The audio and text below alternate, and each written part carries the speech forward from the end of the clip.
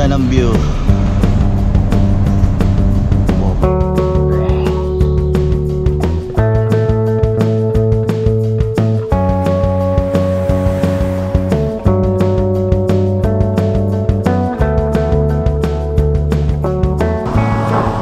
Hey mga buddy, welcome back or welcome to the channel and welcome for another RAV4 video. And today, pupunta tayo ng Baguio again. Yeah, pero may bago tayong challenge. Full tank. Pa-trigger 1 lang, boss. XCS, sorry. But this time, meron tayong challenge sa ating sarili, sa kay RAV4. Full pack na naman tayo. Diyan na naman yung mga bata, si Commander-in-Chief. Challenge natin is 1 full tank balikan. Full tank tayo. And then lalagyan ko siya ng tape dyan, duct tape, tapos bibirmahan natin. Naka-trigger 1 na naman tayo, as I always do kapag bumabiyahe mga buddy. Okay, pumitik na. Dagdagan pa natin ng 3.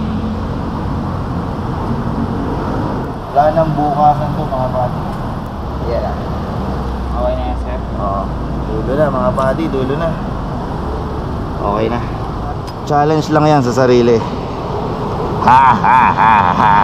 At tayo ay nakasisita ng mga perfectong tao sa internet mga buddy. That hurt me.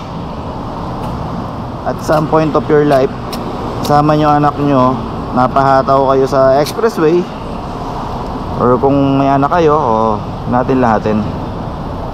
Itong huklubang RAV4 na to, napakabagal nito. Yan, ta syempre pipirmahan natin. Hindi naman pirma. Ayan.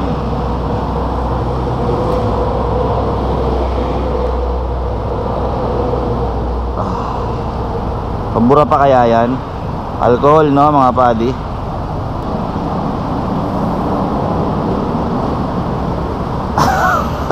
Pentel pen yan mga buddy. O yan.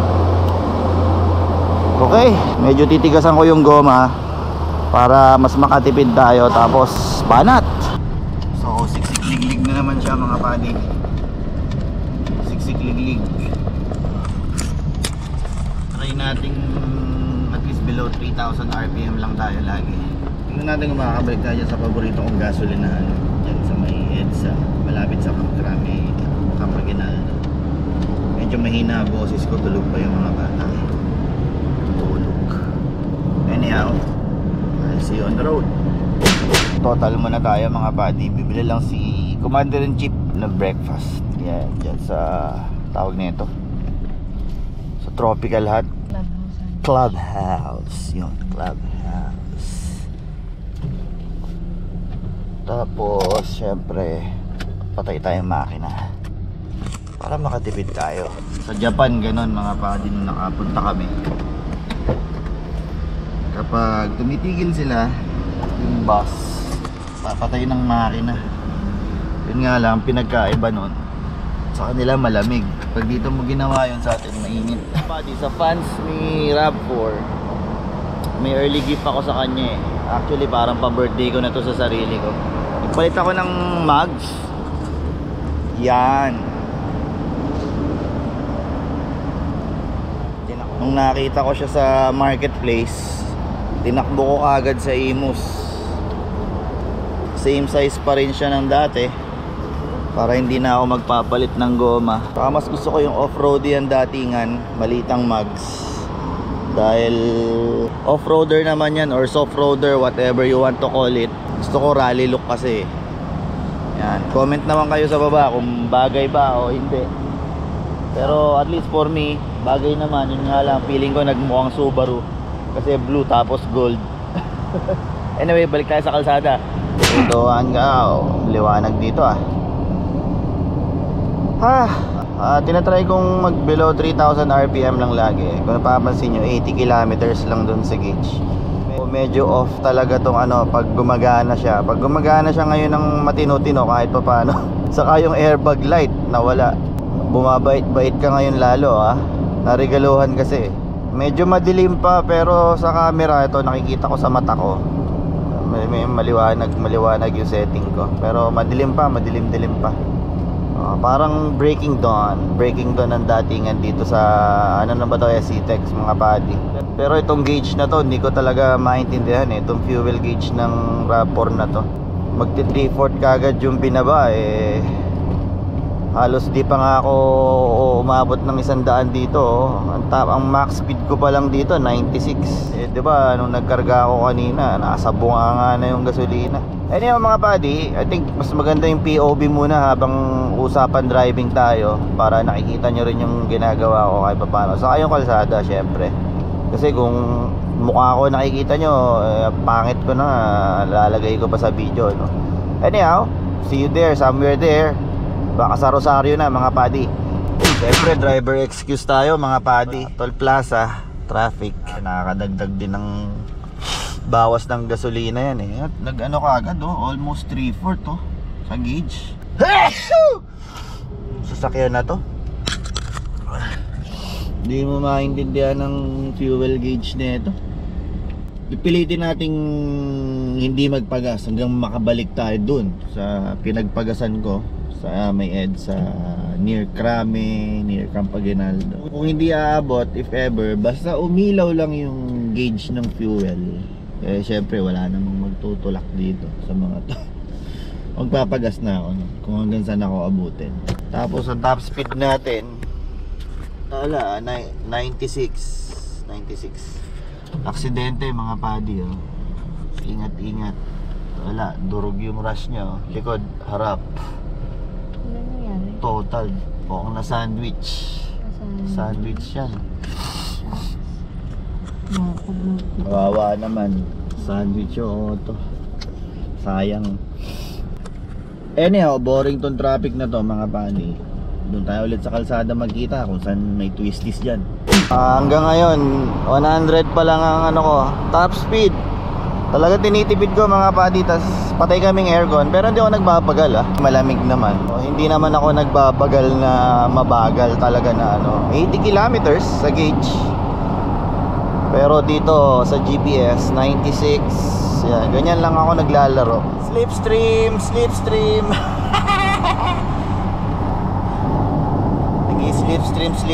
para makatipid sa fuel. Sabi ko nga sige, una na kayo. Aantayin ko na lang kayo doon habang nagkakape ko. Una na kayo. Ganito ang sikreto dyan mga buddy. Ganito yan mga buddy, para mas makatipid tayo. Canon tayo dadaan. Pero sarado to, di ba? Ayan close. Dahil ganun ka-espesyal itong kotse na to, papadaanin tayo niyan. Maniwala kayo. Kaya kuha na kayo ng RAV4 3-door Gen 1. Special to. Chine-checkpoint isa-isa yan mga buddy. So balik ka. Pero pag special yung kotse mo, yung iba hindi special yung kotse, kami nakadaan kaming Canon. Ganun yun. So mas maiksi ito, mas tipid ng konti ngayon. Malalaglag ganun. Nasa Canon tayo, mas magandang view. Oh yeah.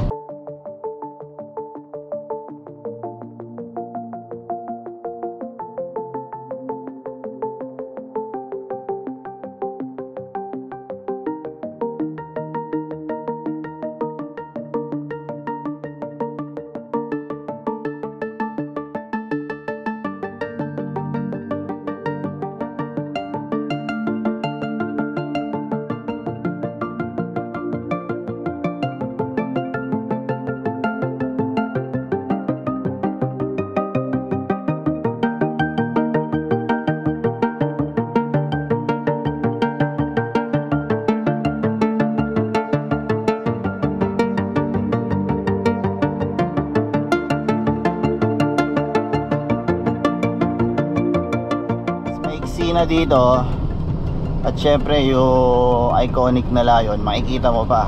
So hopefully makatipid tayo dito mga buddy.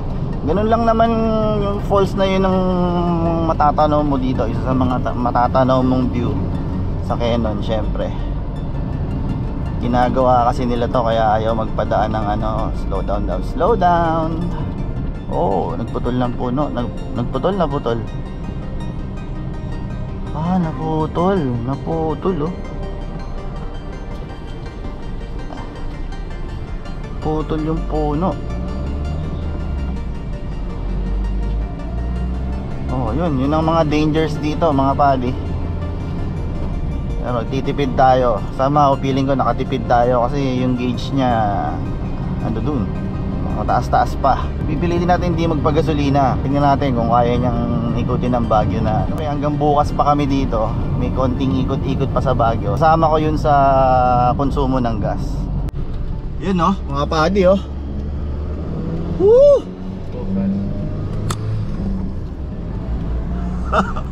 Camp 3. Hindi pa talaga safe daanan ngayon dito mga padi, kaya hindi pa rin binubuksan. Kita nyo naman yun, kalahati yung kalsada. Pero the best pa rin talaga dito, Canon, syempre. Tapos itong bato na to, ang ganda oh.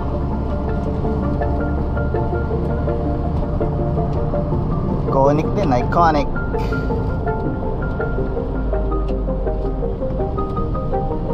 Wow. Tipid mode lang talaga ako ngayon ah. Bagal-bagalan no.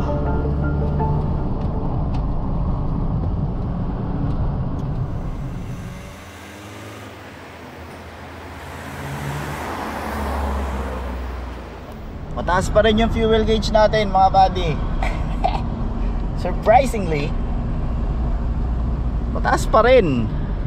We're so proud. Nakapatay aircon kami, malamig naman eh. Bukas bintana. Camp 4. Camp 4.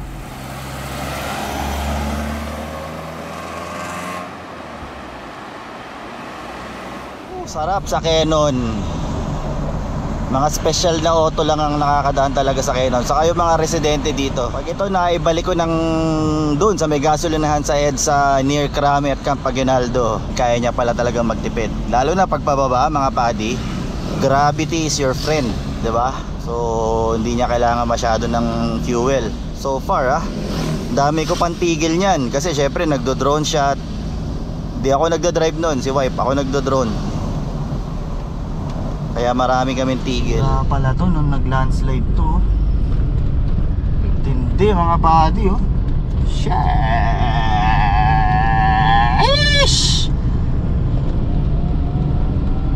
Kaya pala. No, 3,000. Below 3,000 lang. Maakyat naman eh mga buddy. Oh, malapit na tayo sa Layon. Ito yung matagal nang tinitibag na nag-landslide eh. Di pa rin nila matibag-tibag. Oh, laking landslide niyan dati eh. Ayan oh, tindi niyan. Lapit na tayo sa Lion. Siyempre, the iconic Lion. Ay! Salamin ko! Diyan, pakikuha. Ayun, si Lion. Woo! Maon na talaga dito mga buddy. So, kailangan ko medyo mapak. Pero di ko pa rin pinalalagpas ng 3,000 RPM. Pero yung fuel natin so far mataas-taas pa rin yan kumpara nung umakyat kami nun na apat din kami nung mga bata, si Commander. Di ko pa rin pinalalagpas sa 3,000 RPM. Saka syempre mas maiksi dito eh sa Canon. Pero may mga tigil syempre. Vlogging nga vlogging, B-rolls, tapos reboot. Alam nyo yun, instructan ko yung camera crew. Tapos U-turn ako, balik ako, kunyari dumaan ako, mga ganun. Ito na nga, paahon tayo. So ayan yung mga twisty na ganyan hindi naman pwedeng di ka apak-apak sa ganito kasi paahon nga you need a little power. Baguio na tayo, malapit na mga padi. 3/4 gitna ng half sa gauge. So, andito na tayo sa Cathedral, Baguio Cathedral. Mag-happy birthday lang tayo kay Mary Mama Mary. And the next morning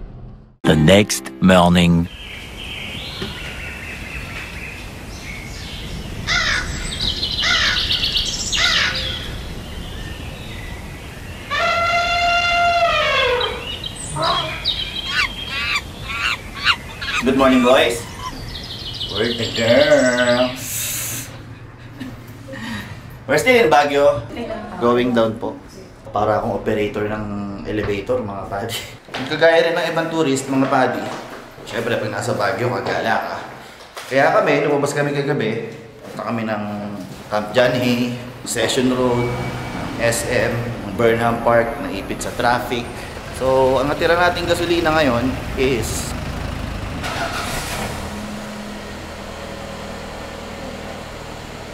ano lang, gitna. Gitnang-gitna, mga padi. So, hindi ko sigurado kung makararating tayo dun sa Petron near Camp Aguinaldo, Camp Crame. But hopefully makarating tayo dun. Kasi bibili pa kami ng lunch namin, saka kami bababa. Anyway, see you on the road again. Ganyan. Sa traffic na naman tayo. Makapunta lang kami dun sa exit namin, 28 minutes daw. Sealed pa rin naman yan. Never touch. Walang halong edit, walang halong pandaraya. Pure. Bumibili lang kami ng lunch, mga padi, dito sa Burnham.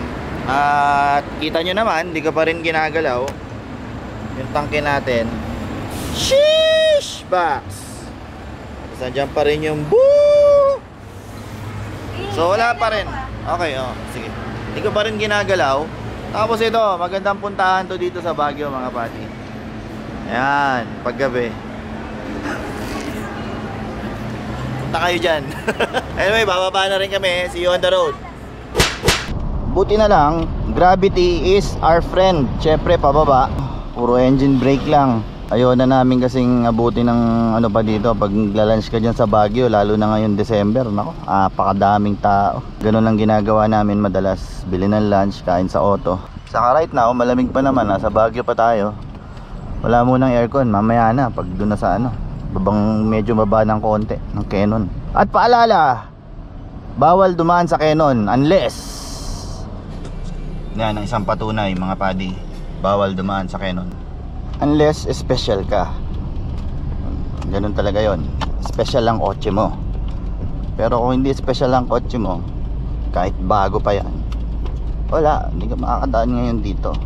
Sorry ka. Saka ito ang shortest route pababa dyan sa may Rosario kumpara sa Marcos Highway, saka dun sa Asin Tunnel na dinadaanan natin madalas, mga buddy. Ito yung shortest route. So tingnan natin kung aabot tayo ng Manila. Oh yeah. Oh yeah. Oh, diba? Ganda na view. Canon, the best scenery, the most dangerous, the best driving pag papunta ng Baguio. Talagang dangerous pa rin ang Canon. Hindi matapos-tapos ang ka-dangerousan. At syempre, paalam kay Lion King. See you soon again. No, walang tao masyado, mga padi, oh.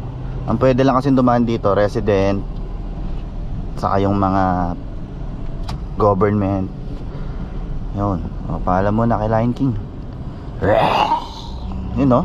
Mayroon pang falls dun, no? Ayan yung landslide. Scary, no? Sipin mo, bumuhos lahat yan dito, oh, sa atin. Ay, nakakatakot.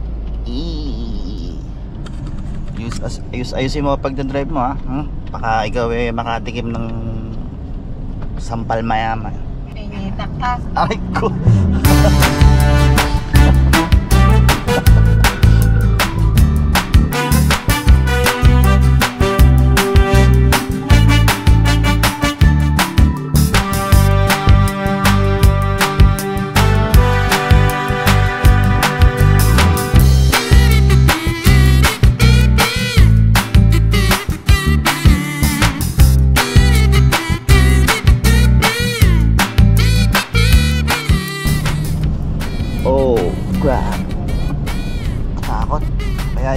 Ayusin mo pag-drive mo, ha? Masasampal kita ng sampal mayaman, eh. Ko. Ako nasasampal, mga pati. Ako kasi nagka-cameraman muna para ano. Pag ako nag-drive, di ko na masyado nakikita yung mga view dito, eh. Lugi ako. Enjoyin muna natin yung view.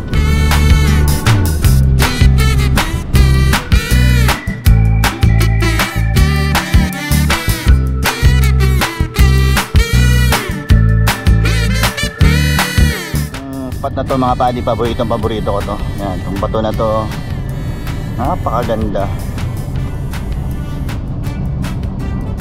Feeling ko muna ako. So below half tayo sa gas tank. Ano kung kita nyo yung ilawan natin. Yan. Tapos marami pa rin tigil, drone shots. Hopefully, siyempre dapat ipingi. Gutom na. Ano? Paano ba yun? May pagkasubo pa ng pagkain. Try na try dito. Sarap mag-adventure dito mga bati, oh. Oh. River crossing, rock crawling, rally. Pwede. Take. Alright. Bye Benguet. See you soon. See you next year. Boring. May dalayin lang din natin mga buddy.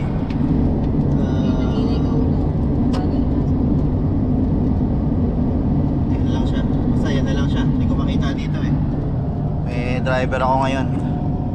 Basta instruction ko below 3,000 RPM. Gusto ko smooth. Sa sobrang haba ng expressway mga buddy, tumubo ang buhok ko. Petron. Nope. Dito tayo sa magkatapatang Petron. Nope. No refueling. Laban yan, laban. Ka-airgo na kami mga buddy. Init eh. Alam mo naman, dito na tayo sa Kapatagan. Napakainit dito, Diyos ko. Medyo kinakabahan na ako. Yan na lang yung fuel natin eh, oh. Pa 1/4 na. Sana hindi traffic, sana umabot. Hindi pa naman ako nagpapagasolina ng ibang brand. Petron lang ako eh. Tapos ang Petron dito sa NLEX, iisa lang. Halos nasa dulo na. Medyo kabadingding. Tingnan natin mga padi. 18 minutes jam daw mga padi. Tay tayo dyan. Traffic. Hindi ko pa talaga ginagalaw yan ha. Yung ano, promise mga padi. Promise. Cross my heart. Hope to die. Ito nga, kinakabahan na eh. Ito. Ayaw niya raw magtulak. Shell mga padi. But nope. Gasolina. Oh, kahon. Kaya yan. Malakas ang tiwala ako dito. Kaya mo yan. Karating na tayo ng Bukawi mga padi. Dito sa Toll Plaza. Dito pagalingan mamili eh. Tsempuhan lang eh. Maluwag pa ngayon no. Saturday mga padi. Yun. Yung fuel gauge ko ngayon lang umabot ng ganyan yan. Dahil hindi ko talaga pinapaabot ng ganyan yan mga padi. At least half. Papaka-gasolina na ako. Kasi pag mababa na yung, pag konti na yung fuel sa tank, syempre may mga latak sa ilalim eh, baka mahigop ng filter. Although bagong palit yung filter natin, fuel filter, may higop niya pa rin yun. So hindi ko talaga pinapaabot ng ganyan. Pero gagawin natin, tatapusin natin tong challenge na to. Hopefully matapos natin, makarating tayo dun sa ano. Ito ang pinakamabagal na road trip na ginawa ko yata sa talam YouTube live ko mga padi. Although dati nung di pa ako nag-YouTube, nagro-road trip naman talaga ako. But we'll see, pag nasa EDSA na tayo, susundin ko na lang muna si Waze mga padi. Pero dun pa rin naman tayo pupunta sa gasolinahan na yon. Sa Skyway niya ako pinadaan eh. Kung magbabalintawak ako, 50 minutes para lang makarating dun sa Petron na pupuntahan ko. Ibig sabihin, traffic sa EDSA. Mabababad lang kami ron. Kung tutuusin, mas malayo tong route na to, or route, kung ano man tawag nyo, route. Kasi syempre ikot pa tayong pa ganun. Instead of na EDSA, Balintawak, diba? Mas malayo to. Pero since mas mabilis daw, ito susundin natin. Ito na lang yung fuel natin eh, oh. Pero mukhang kaya pa naman. Let's see.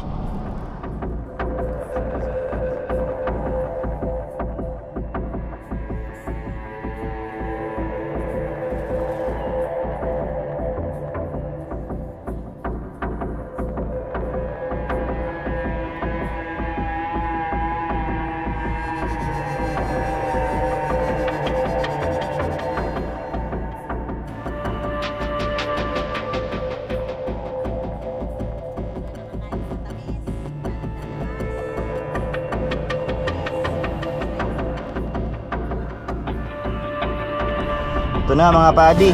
Wala man lang warning light. Hindi umilaw. Ating din tayo. Walang tanggalan niya, walang kargahan. Sa Petron, may katabing Shell. Woo! We found the treasure.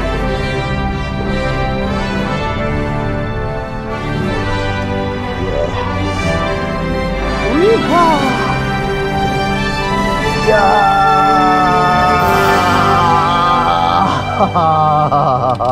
We win. Yan ang fuel natin mga padi. Hindi man lang nag-warning or ano. Kaikot tayo ng Baguio, Manila, Baguio, Daddy, Manila. we found the treasure. Holy crap. We Lupet. win, Daddy. Yan mga padi, walang tanggalan yan ha. Tatanggalin ko pa lang. Yan, box. Yeah.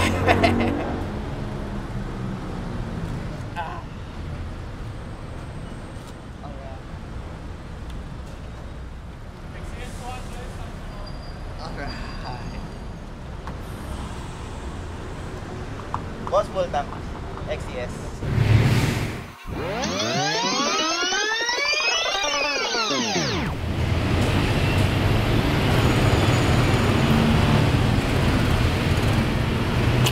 Oh, 43 liters. Siguro alam ko 45 liters ang laman nito eh. Tansya ko lang mga padi, mga siguro around 450 to 470 kilometers. Kasi pag Canon, mas malapit-lapit yun eh. So balikan, mga ganun nga, 450 to 470 kilometers. 43 liters ang naikarga natin. From the full tank ha, yung nasa labi. Nasa labi yun nung kinarga ko eh. Ito na siguro yung last video ko ngayon 2023 and see you next year. Gawa ulit tayo ng mga road trip na malulupit. Nahanda ko pang maigi to para makakyat tayo sa pinakamataas na kalsada sa Pilipinas. And I'll see you again on the next video mga buddy.